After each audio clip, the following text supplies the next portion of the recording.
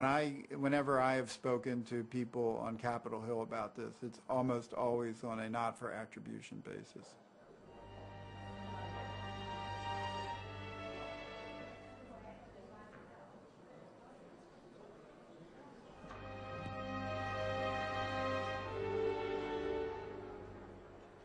I was told off the record once by a very prominent Democratic senator. We were at a meeting in Paris, and it was late in the evening. We were sitting in a hotel. He was talking about the Middle East, and he was saying things about Israel which were very similar to the criticisms that I would make. And so I said to him, "But you never say these things in the Senate. Why not? Is it because you're worried about the Jewish vote?" He said, "Forget it. It's nothing to do with the Jewish vote. I come from a state, I can't tell you where, because otherwise, where there are very few Jews, and they're all going to vote for me anyway, so it doesn't matter. So it's not the Jewish vote, that's not the issue. It's not money, I don't get money from the Israel lobby, that's not the issue." But he said, suppose that I walk onto the Senate floor and say in a moving speech why we need to take our distance from Israel and understand better what has happened to the Palestinians. Maybe I would win 5, 10 senators over to a general motion criticizing Israel, maximum. He said, but that's all I could get. And he said, in return, I would be finished in the Senate, because no one would ever vote again for my needs if I wanted to move something for my state, or an education bill, or a financial bill, or a tax bill, or anything to do with domestic policy, nothing to do with Israel. I would be punished.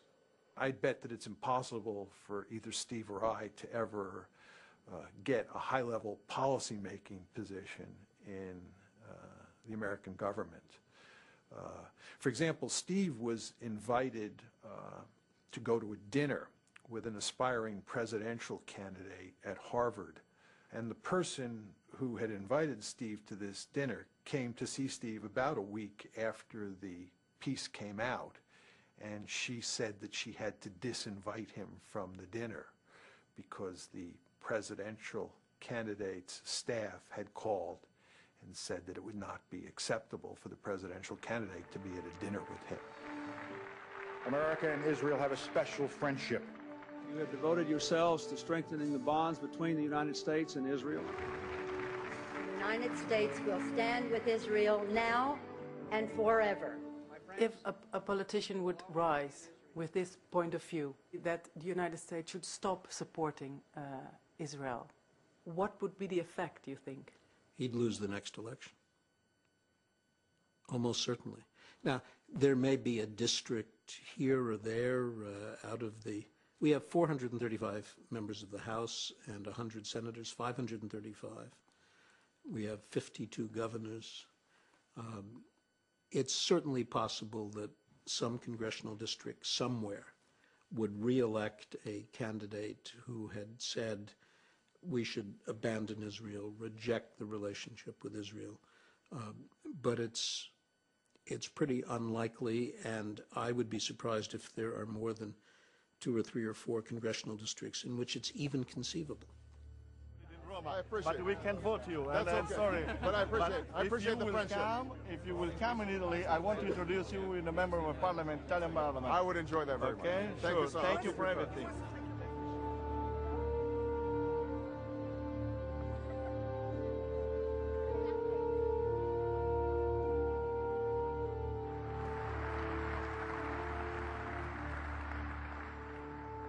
Friends owe it to friends to be as candid as possible. So let me say that a precipitous American withdrawal from Iraq would be a disaster for the United States and the entire Middle East. A sudden withdrawal of our coalition would dissipate much of the effort that's gone into fighting the global war on terror and result in chaos and mounting danger. And for the sake of our own security, we will not stand by and let it happen.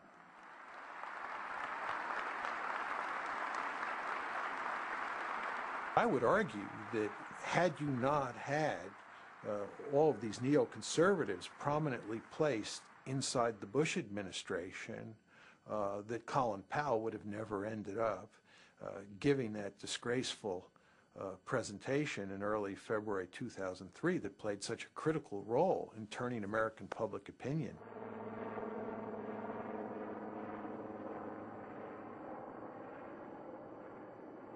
This is an important day for us all as we review the situation with respect to Iraq and its disarmament obligations under UN Security Council Resolution 1441. I realized as I watched it there at the UN Security Council for the first time, because every time I watched it before, I was, running around trying to get things changed, do this, do that, talking about the graphics and everything else. But there in the UN Security Council, I sat down quietly and watched Secretary Powell make his presentation. My colleagues, every statement I make today is backed up by sources, solid sources. These are not assertions. What we're giving you are facts and conclusions based on solid intelligence. As I show you these images, I will try to capture and explain what they mean, what they indicate to our imagery specialists.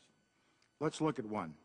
The four that are in red squares represent active chemical munitions bunkers. I wouldn't go to war based on that. That's what I told myself. I would not go to war based on that. Most of it could be interpreted different from the way we were presenting it.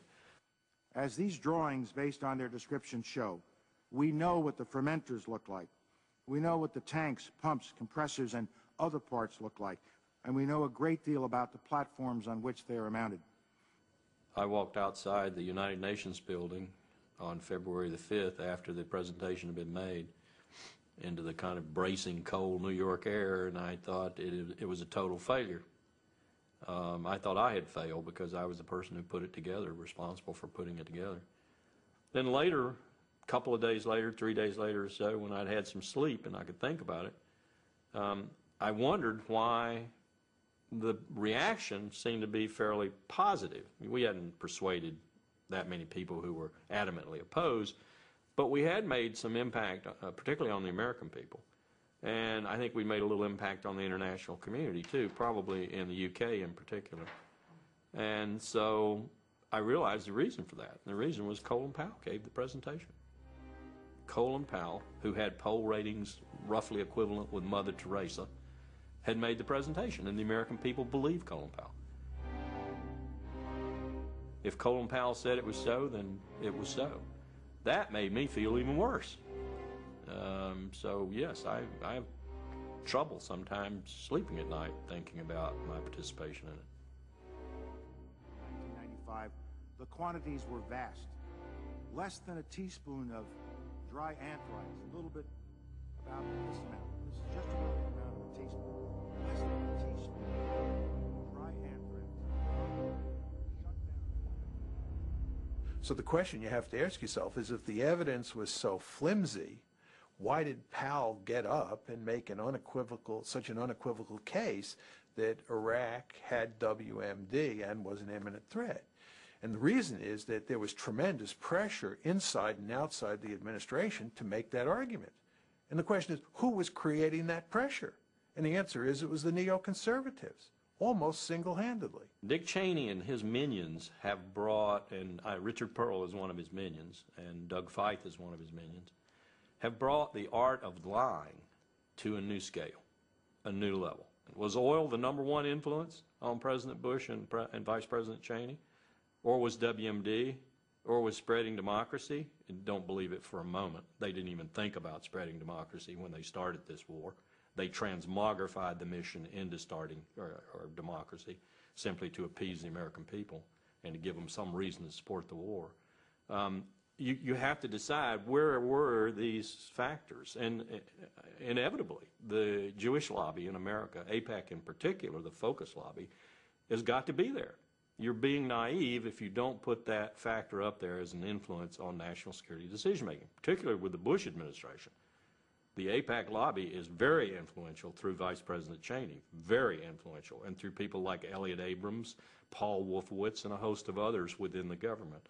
And of course, you don't want to lose sight of the fact that the Israeli government was also feeding the United States government intelligence, which said that Iraq had a serious WMD capability and was an imminent threat. There's an Israeli general named Shlomo Bram who has written a piece on this, which says in effect that Israel was a full partner in this scheme to convince the public in the United States and around the globe that Iraq was an imminent threat. Iraq was not an imminent threat.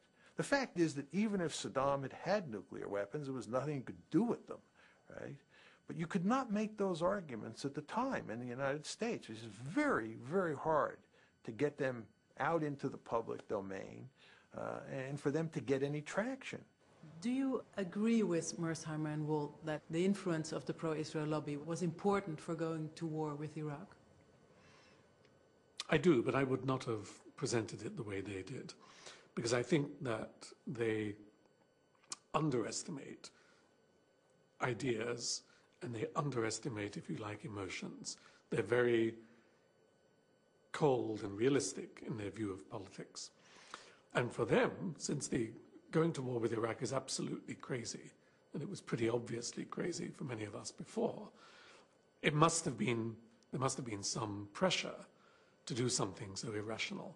And of course there was, but they underestimate other factors. The illusion, for example, that we could have control of Iraq's oil and of the strategic region. The belief, which is a deep American belief, which was not invented by the Jewish lobby, that America knows how democracy should work and is an example to the world and has a moral duty and certainly a right to bring this example to the world. And it's all mixed together. So ideals, belief about American exceptionalism, American duties, American provincialism, not knowing about what's going on outside, and Israeli pressure. Yes. The suggestion that that the Israeli lobby, as he describes it, is in effect operated by the Israelis and reflects Israeli preferences is simply wrong and can be shown to be wrong. So you don't feel part of the Israeli lobby? No, I'm not part of an Israeli lobby. I have my own views. I'm sympathetic to Israel, as most Americans are sympathetic to Israel. I'm not incapable of being critical of an Israeli policy that I don't like. But the main point is that it is not the Israeli government that shapes the thinking of Americans who are pro-Israeli.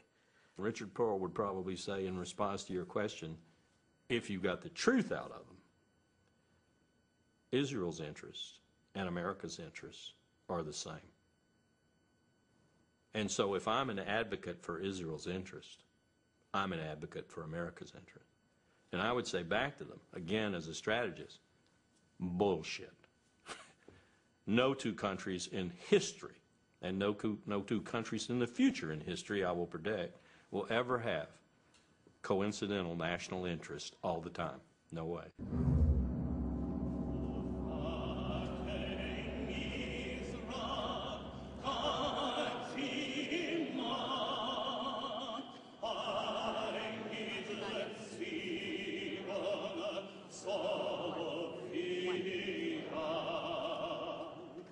I don't want to kind of develop this great sense of victimhood, but I do feel, and it's, you know, I come here and I feel that we in Israel have paid the price.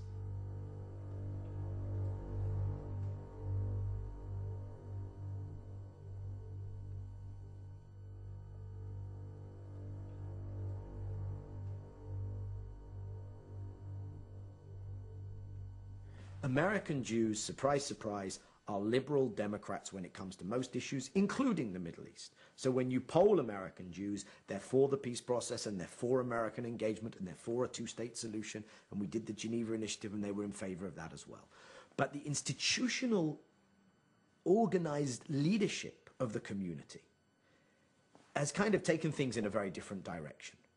And I do feel that for their own reasons, reasons that I understand, reasons that are not unique to the Jewish diaspora in America, reasons that are prevalent in many diaspora politics around the world, It's to do with my identity in a diaspora. It's to do partially with guilt. It's to do with my own political role in my new host community, etc., etc. They've driven so-called pro-Israel politics in Washington in a direction which is directly antithetical to what is good for Israel. In that